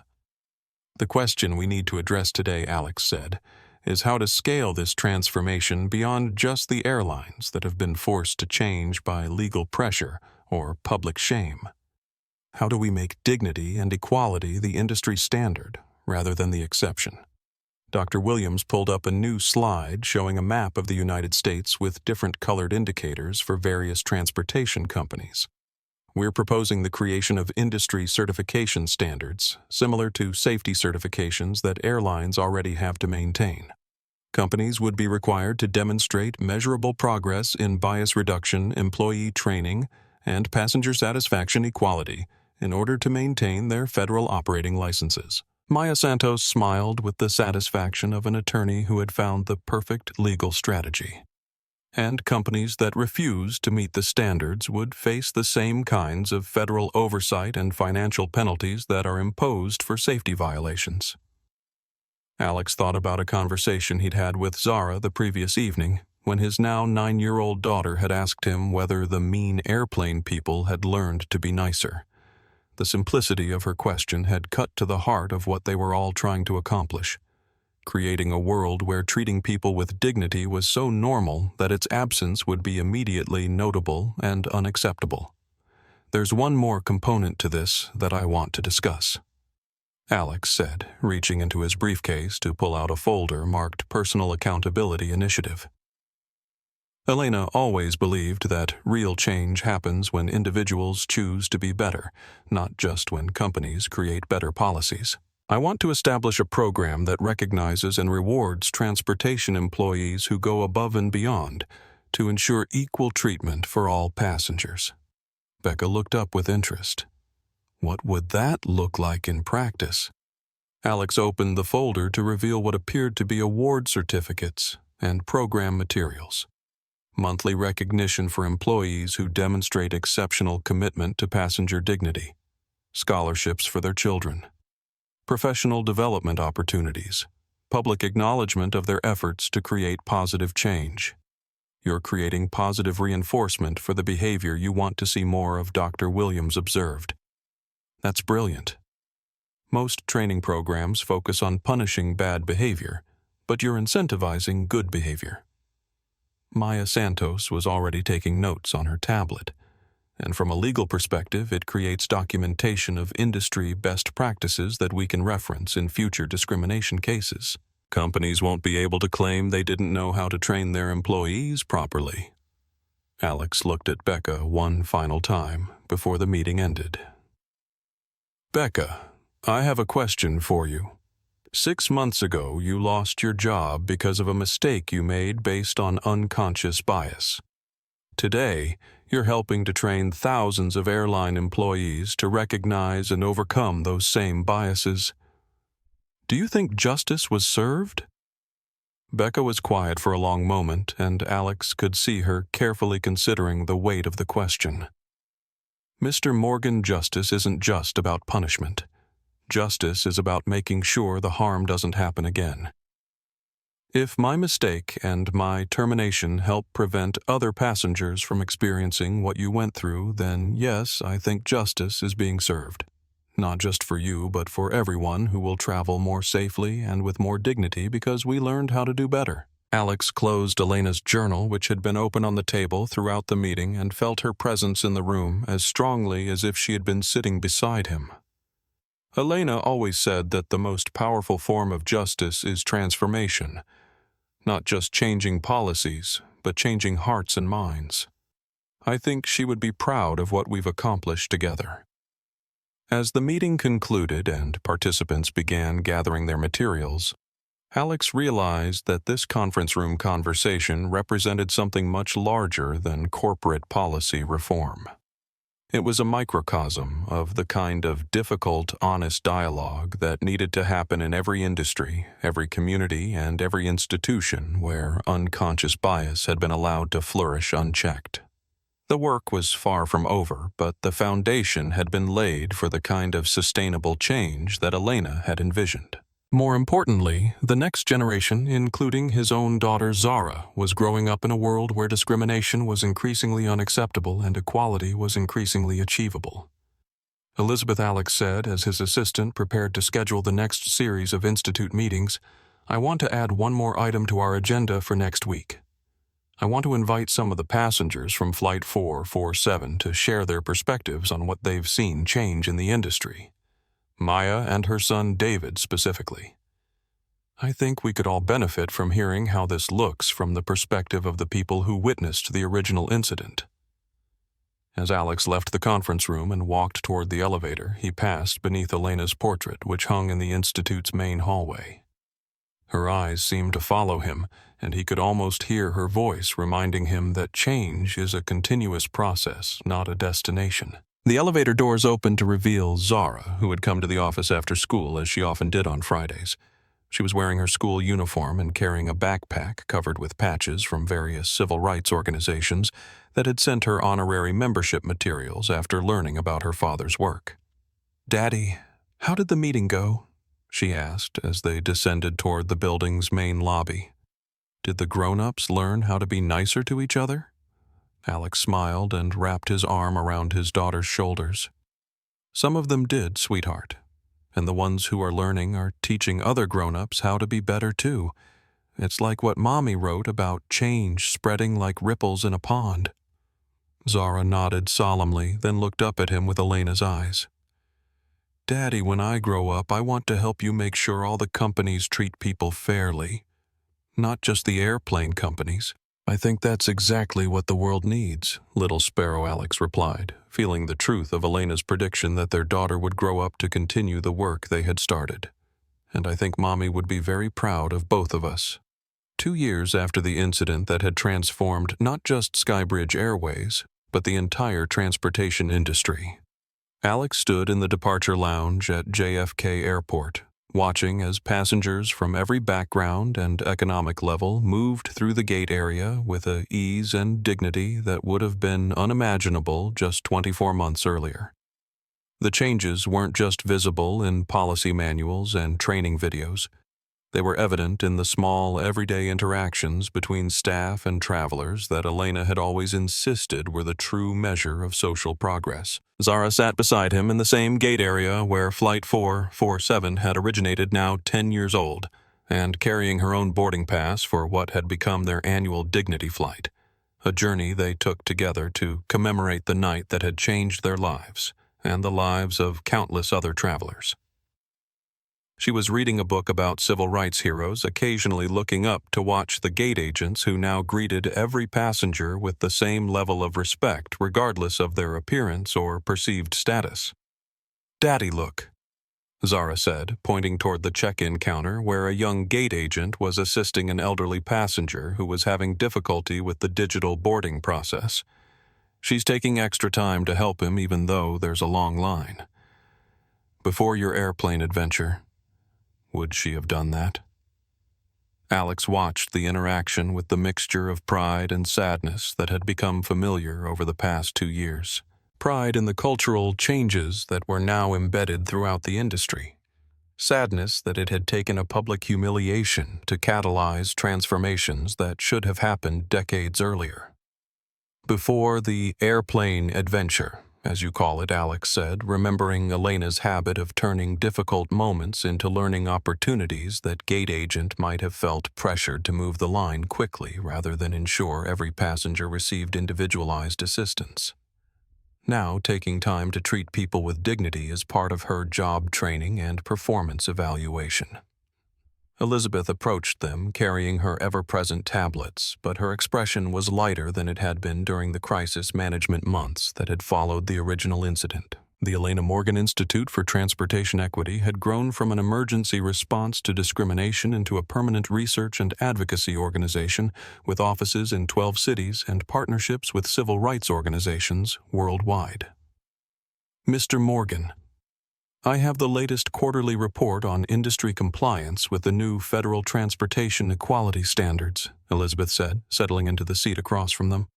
"Discrimination complaints are down 67% across all major airlines. Customer satisfaction scores for minority passengers have increased by 43%, and we've had over 12,000 transportation employees complete the Advanced Bias Awareness Certification program." Zara looked up from her book with the kind of serious expression that reminded Alex so powerfully of Elena that it sometimes took his breath away. "That's good. But what about the passengers who don't file complaints? Mommy's articles said that most people who get treated badly don't tell anyone about it." Elizabeth smiled at the 10-year-old who had become an unofficial advisor to the Institute's research programs. "That's exactly what your mom would have asked Zara. We've addressed that by conducting anonymous surveys at airports and tracking social media sentiment analysis. The data suggests that for every formal complaint we used to receive, there were probably 15 unreported incidents. Now that ratio has dropped to about 1 unreported incident for every formal complaint." Alex felt the familiar tightness in his chest that came whenever he thought about Elena's absence from moments like these. She would have loved seeing Zara grow into the kind of critical thinker who asked hard questions about justice and accountability. She would have been fascinated by the data showing how corporate culture change could be measured and sustained over time.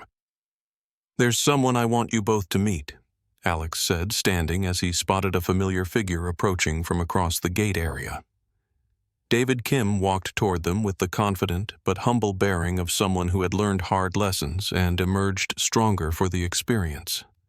As the new Director of Passenger Experience for the Port Authority of New York and New Jersey, David had transformed his career trajectory by embracing, rather than running from the mistakes that had nearly destroyed him 2 years earlier. "Mr. Morgan, Zara," David said, extending his hand in greeting. "It's good to see you both again." Zara stood and shook David's hand with the kind of formal courtesy that Alex had taught her for professional situations. "Mr. Kim Daddy says you help make sure all passengers get treated fairly now." "Is that hard to do?" David's expression grew thoughtful as he considered how to answer a 10-year-old's question about systemic change and personal accountability. "It's hard because you have to pay attention to things you never noticed before, Zara. Before your dad taught me about unconscious bias, I thought I was treating everyone equally because I used the same polite words with all passengers. But I wasn't paying attention to whether I made the same assumptions about everyone or whether I gave everyone the same benefit of the doubt when problems arose. Like assuming someone doesn't belong somewhere because of how they look," Zara asked, and Alex realized his daughter had absorbed more from their conversations about the incident than he had realized. "Exactly like that," David confirmed. "Now I have to constantly ask myself whether I'm making decisions based on evidence and policy, or whether I'm making decisions based on assumptions about people that might not be true." Elizabeth looked up from her tablet with news that brought the conversation full circle. "Mr. Morgan, I've been monitoring the latest updates from the Federal Transportation Equality Compliance Review. Jonathan Harwick's former pharmaceutical company has been selected as a case study for how corporate character failures can affect business partnerships. They're losing contracts with transportation companies that don't want to be associated with discrimination scandals." Alex thought about the man who had been so certain of his own superiority and entitlement 2 years earlier, now facing the long-term consequences of behavior that had revealed his true character in a moment of crisis. "Has there been any word from Mr. Harwick personally?" "Actually, yes," Elizabeth said, pulling up an email on her second tablet. "He's written to request a meeting with you. He's apparently been working with addiction counselors and civil rights organizations as part of his personal rehabilitation process. He wants to discuss contributing to the Institute's work." Zara looked up with interest. "Is he one of the mean people who learned to be nicer?" Alex considered the question carefully. "I don't know yet, sweetheart. People can change, but real change takes time and hard work. We'll see if Mr. Harwick has done the work." The boarding announcement for their flight interrupted the conversation, and Alex felt a familiar mixture of anticipation and apprehension. Despite all the changes in industry culture and federal regulations, despite the success of the Institute and the measurable improvements in passenger treatment, he still felt a slight anxiety about flying that hadn't existed before the incident on Flight 447. "Mr. Morgan," a voice called from behind them as they gathered their belongings. Alex turned to see Rebecca Chen approaching, but she looked dramatically different from the flight attendant who had made the discriminatory decision that had changed all their lives. Becca now carried herself with the confidence of someone who had confronted her own biases and emerged with a deeper understanding of justice and accountability. As the head of diversity training for the newly formed International Association of Transportation Workers, Becca traveled constantly speaking at conferences and training sessions about unconscious bias and customer service equality. Becca Alex said genuinely pleased to see her. How was the conference in Chicago? Becca's smile was warm, but carried the weight of someone who had learned difficult truths about herself and the world she worked in. Challenging, but encouraging. We had over 800 airline employees from 47 different companies attend the training. The most powerful session was when passengers shared their stories about discrimination they'd experienced. It's one thing to talk about bias in the abstract. It's completely different when you hear specific people describe how your assumptions and prejudices made them feel. Zara looked up at Becca with curiosity. "Miss Chen, when you made the mistake with my daddy, did you know right away that you were being unfair?" Becca knelt down to Zara's level, treating the question with the seriousness it deserved. "No, sweetheart, I didn't. That's what made it so dangerous. I thought I was doing my job correctly, following normal procedures, making reasonable decisions. I had no idea that I was treating your father differently than I would have treated a passenger who looked more like what I expected a first-class passenger to look like. But you know now, Zara pressed, and Alex could see Elena's journalistic instincts in his daughter's refusal to accept simple answers to complex questions. Now I know that I have to constantly question my assumptions and check my decisions against objective criteria rather than subjective impressions, Becca replied. It's harder work than I thought it would be, but it's the most important work I've ever done. As they prepared to board the aircraft, Alex reflected on the journey that had brought them all to this moment. The flight attendant who had discriminated against him was now one of the most effective advocates for bias awareness in the industry.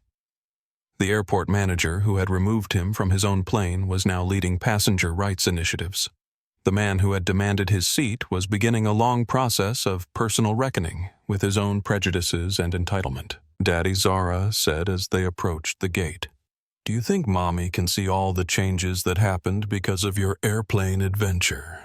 Alex looked at his daughter at the bustling gate area where passengers of every background were being treated with equal dignity, at the airline employees who now received ongoing training about unconscious bias at the federal regulations that had transformed industry practices, and felt Elena's presence as strongly as if she were standing beside them. I think Mommy is very proud of all of us. Little sparrow, Alex said. She always believed that one moment of courage could create ripples that changed everything.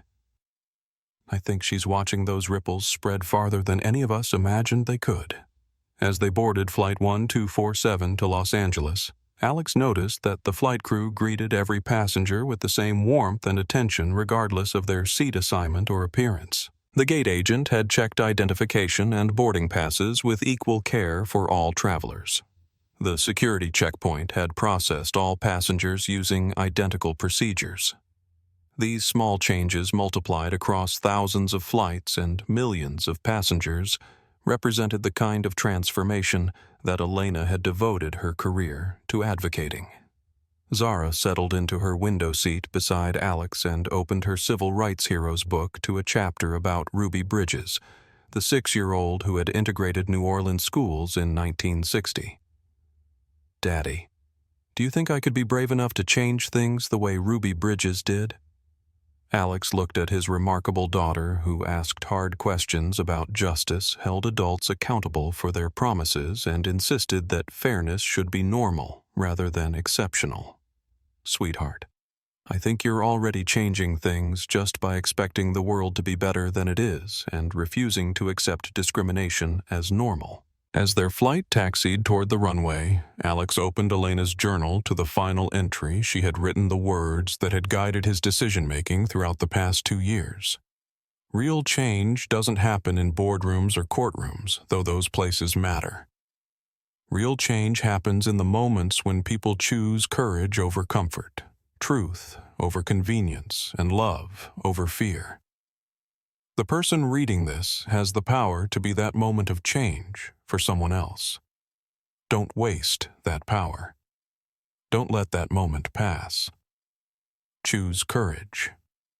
The aircraft lifted off into the clear New York sky, carrying father and daughter toward another day of work that Elena had made possible, another opportunity to ensure that dignity in travel became so normal that its absence would be immediately unacceptable to everyone who witnessed it. The morning sun streamed through the floor-to-ceiling windows of the SkyBridge Airways Executive Lounge as Alex and Zara prepared for what had become their most meaningful annual tradition, the commemorative flight on the same route where discrimination had been transformed into a movement for dignity and justice. But this year's flight held special significance because it marked 3 years since the incident that had changed not just their lives, but the entire culture of an industry. Zara, now 11 years old and carrying herself with the confident grace of someone who had grown up watching her father turn personal pain into public progress, sat reviewing a speech she had prepared for the annual Transportation Equality Summit they would attend in Los Angeles. As the youngest keynote speaker in the event's history, Zara had insisted on writing her own remarks rather than allowing adults to craft her message. "Daddy, listen to this part," Zara said, looking up from her notes. "I want to tell the audience that discrimination isn't just wrong because it hurts people's feelings. It's wrong because it wastes human potential. When adults make assumptions about what kids can do based on how we look or where we come from, they miss out on all the amazing things we might contribute to the world." Alex felt his heart swell with pride and a familiar ache of missing Elena, who would have been astonished and delighted by their daughter's sophisticated understanding of justice and equality. "That's a powerful message, little sparrow. Mommy always said that discrimination doesn't just harm the people who experience it directly, it impoverishes the entire community by preventing everyone from benefiting from each other's talents." Elizabeth approached their table carrying what had become a much lighter load of tablets and documents.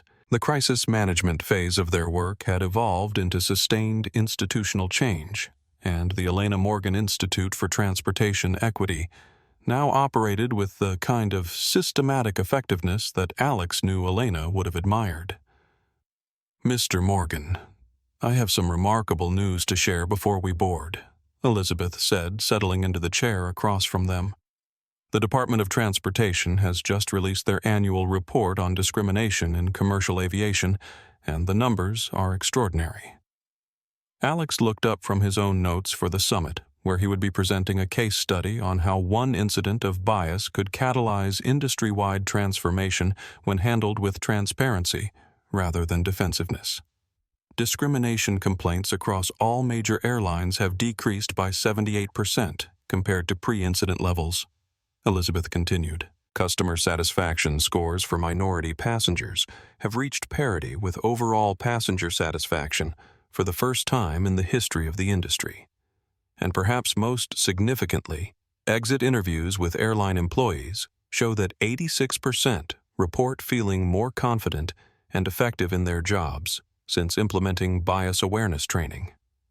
Zara looked up from her speech with the kind of analytical expression that reminded Alex daily of Elena's journalistic instincts.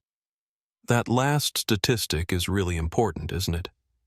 It means that treating people fairly doesn't just help passengers, it helps employees feel better about their work too." "Exactly right," Alex confirmed. "When people can take pride in treating everyone with dignity, they feel better about themselves and their contributions to the world. Discrimination creates a toxic culture that hurts everyone, even the people who think they're benefiting from it." A gentle commotion near the lounge entrance caught their attention, and Alex looked up to see a group of familiar faces arriving for the commemorative flight. Maya Santos approached with her son David, now 18, and preparing for his freshman year at Harvard Law School, with plans to follow his mother into civil rights advocacy. Behind them walked Rebecca Chen, whose transformation from the flight attendant who had discriminated against Alex into one of the most effective bias training experts in the industry had become a case study in personal redemption and institutional change. Alex Zara Maya called out, her voice warm with the familiarity of colleagues who had spent 3 years working together to transform an industry. "David has something he wants to share with you before we board." David Santos Miller had grown into a confident young man whose understanding of social justice had been shaped by witnessing discrimination and its consequences firsthand on Flight 447. His college application essay about that experience had been published in major newspapers and had inspired thousands of young people to pursue careers in civil rights advocacy. Mr. Morgan, David said, shaking Alex's hand with the kind of firm grip that suggested he was already thinking like the attorney he planned to become. "I wanted to let you know that my law school admissions interview focused entirely on what I learned from watching you handle discrimination with dignity and strategic thinking rather than just anger." The admissions officer said that witnessing accountability in action had shaped my understanding of justice in ways that most applicants my age hadn't experienced. Alex felt a familiar tightness in his throat as he considered how one night of humiliation had rippled outward to influence the career path of a teenager who might someday argue civil rights cases before the Supreme Court. "David, The fact that you chose to see that incident as a lesson about justice rather than just a moment of conflict tells me everything I need to know about the kind of attorney you're going to become. Becca approached with her characteristic blend of professional confidence and personal humility that had made her such an effective advocate for change within the airline industry. Alex, I have an update that I think will interest you.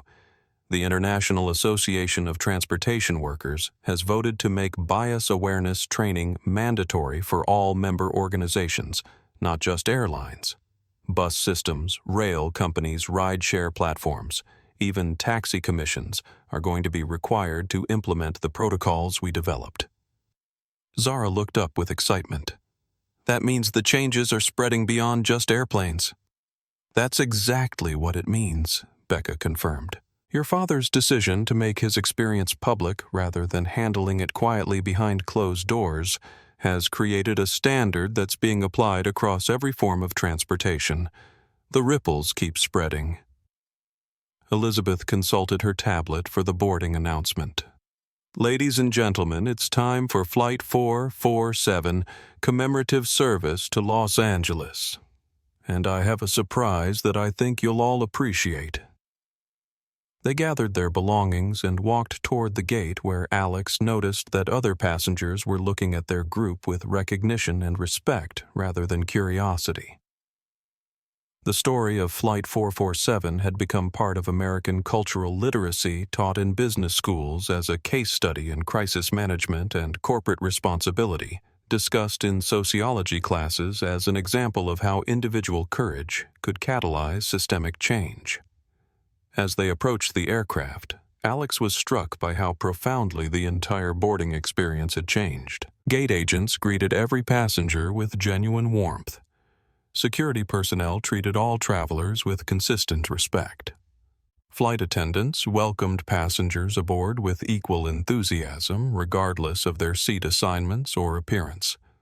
These changes had required extensive training, policy reform, and cultural transformation, but they were now so embedded in industry practice that younger employees couldn't imagine working any other way. Mr. Morgan, a voice called from behind them as they entered the jet bridge. Alex turned to see a man approaching whom he hadn't expected to encounter: Jonathan Harwick, looking dramatically different from the arrogant pharmaceutical executive who had demanded Alex's seat 3 years earlier. Jonathan appeared older, more subdued, and carried himself with the kind of careful humility that suggested someone who had undergone profound personal reckoning. Jonathan Alex said, his voice neutral but not hostile. I understand you've been working with addiction counselors and civil rights organizations. Jonathan nodded, his expression serious and without any trace of his former arrogance. Alex, I wanted to speak with you before your flight because I've spent the last 3 years trying to understand how I became the kind of person who could treat another human being the way I treated you that night. I've been sober for 18 months. I've been working with therapists who specialize in privilege and entitlement issues, and I've been volunteering with organizations that serve populations I spent my career dismissing or ignoring. Zara looked up at Jonathan with the kind of direct gaze that adults often found unsettling. Mr. Harwick, when you were mean to my daddy, did you think about whether you were being fair? Jonathan knelt down to Zara's level, meeting her eyes directly in a way that demonstrated significant personal growth from someone who had once dismissed entire categories of people as beneath his notice. Zara, I didn't think about fairness at all. I only thought about what I wanted and what I thought I deserved. I never considered that other people had the same rights and dignity that I claimed for myself. That was wrong, and I'm sorry. Alex studied Jonathan's face and body language, looking for signs of genuine transformation versus performative rehabilitation. Jonathan, what do you want from this conversation? I want to contribute to the work you're doing through the Institute, Jonathan said, standing and facing Alex directly. I've liquidated my remaining assets to create a foundation that provides bias awareness training for corporate executives and business leaders.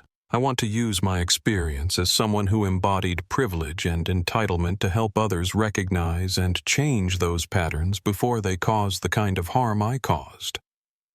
Maya Santos, who had been listening to the conversation with her attorney's instincts for evaluating sincerity, spoke up.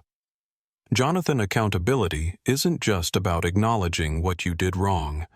It's about demonstrating sustained commitment to doing better.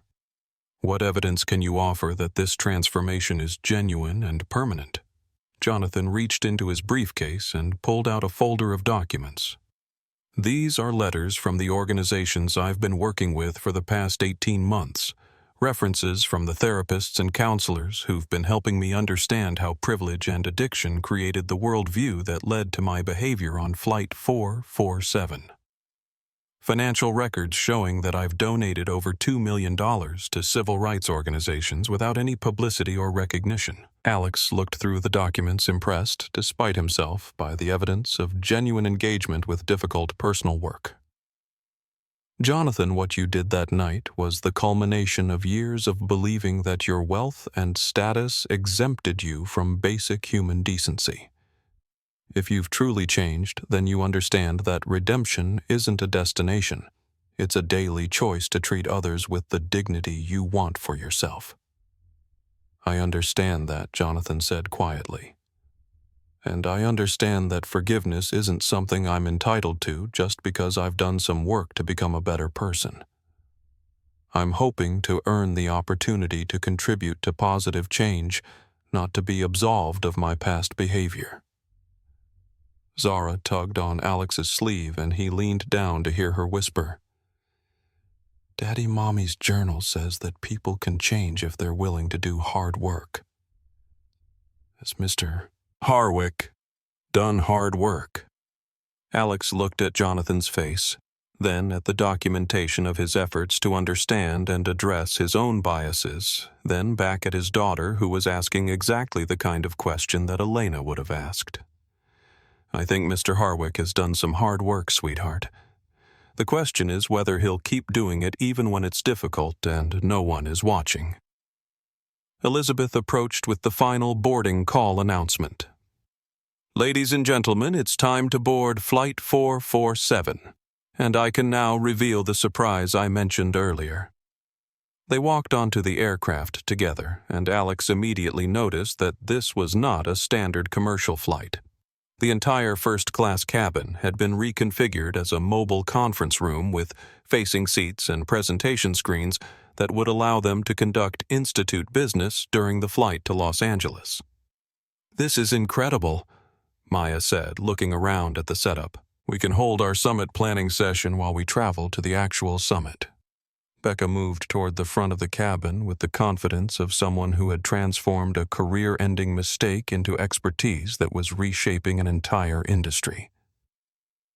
Alex, I'd like your permission to use this flight as a training exercise. We have passengers from various backgrounds and airlines on board today, and I think it would be valuable for them to hear directly from you and Zara about what discrimination looks like from the passenger perspective.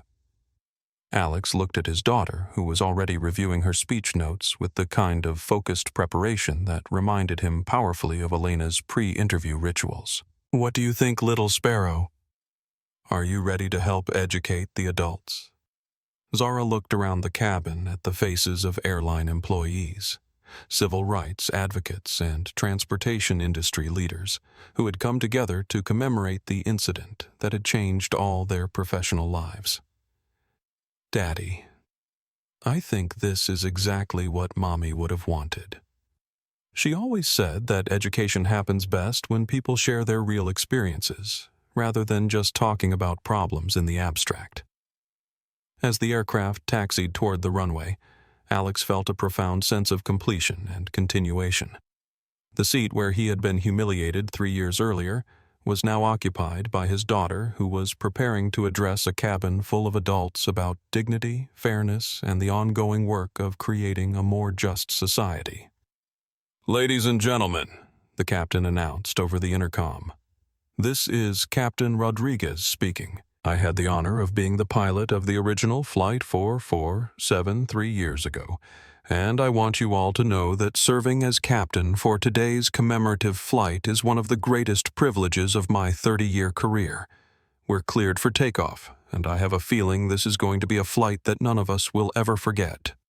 As the aircraft lifted off into the clear Manhattan sky, Alex opened Elena's journal to the final page and read aloud the words that had guided every decision he'd made since that transformative night. "The measure of our character is not whether we never make mistakes, but whether we learn from our mistakes and use that learning to prevent others from experiencing the same harm. Real justice isn't about punishment. It's about transformation. And real transformation happens one heart, one mind, and one moment of courage at a time." Zara looked out the window at the landscape passing below them, then back at the cabin full of adults who were working together to ensure that discrimination would become increasingly unacceptable and equality would become increasingly normal. "Daddy," she said, her voice carrying the wisdom that Alex had come to expect from Elena's daughter. "I think Mommy's words are still changing the world, just like she hoped they would." Alex wrapped his arm around his remarkable daughter and felt Elena's presence as strongly as if she were sitting in the seat beside them. The flight that had begun with humiliation and discrimination had become a journey toward justice and dignity that would continue long after any of them could imagine. Below them, millions of travelers were moving through airports and boarding aircraft, where they would be treated with respect and equality, because one man had chosen transparency over silence, accountability over defensiveness, and transformation over retribution. And above them, somewhere in the vast blue sky, Elena's spirit soared with the knowledge that her words had indeed changed the world one heart at a time, until the quiet had become a roar that drowned out hatred forever. 5 years after Flight 447, the Elena Morgan Institute for Transportation Equity had become a global organization with partnerships spanning 6 continents, and its impact extended far beyond the aviation industry. Discrimination complaints across all forms of transportation had decreased by 83% worldwide, with customer satisfaction scores reaching historic levels of equality. Rebecca Chen now served as the Institute's Director of Global Training, having personally educated over 40,000 transportation employees about unconscious bias and its consequences. David Kim had been promoted to Regional Director of Passenger Experience for the entire Northeast Corridor, implementing dignity protocols that were now standard practice throughout the industry. His 6-month demotion to ground crew had taught him lessons about respect and empathy that no management training program could have provided. Maya Santos had successfully litigated 12 major civil rights cases that established legal precedents protecting passenger dignity, while her son David was completing his first year at Harvard Law School with a focus on transportation justice. Jonathan Harwick's transformation had proven genuine and sustained, with his foundation providing bias awareness training to over 500 corporate executives and donating $8 million to civil rights organizations. His public speaking about privilege entitlement and personal accountability had become a powerful tool for helping other business leaders recognize and address their own unconscious biases. Most significantly, Zara Morgan had grown into a confident 13-year-old, whose understanding of justice and equality continued to guide the Institute's youth education programs, ensuring that the next generation would grow up in a world where discrimination was immediately recognizable and universally unacceptable. And somewhere in the vast network of airports, aircraft, and transportation hubs around the world, Elena's final words continued to echo in the daily choices of countless employees who had learned that treating every passenger with dignity wasn't just company policy, it was a moral imperative. Change the world quietly, one heart at a time, until the quiet becomes a roar that drowns out hatred forever. If this story moved you, please like this video and subscribe to our channel for more inspiring stories of ordinary people doing extraordinary things to make the world more fair and just. Your subscription helps us continue sharing these crucial stories that need to be told. Share this video with your family, friends, and community, because these stories of standing up for what's right, especially when it's difficult, need to reach as many people as possible. Drop a comment below and tell us about a time when you witnessed or experienced discrimination, and how you think we can all work together to create a world where every person is treated with the dignity they deserve.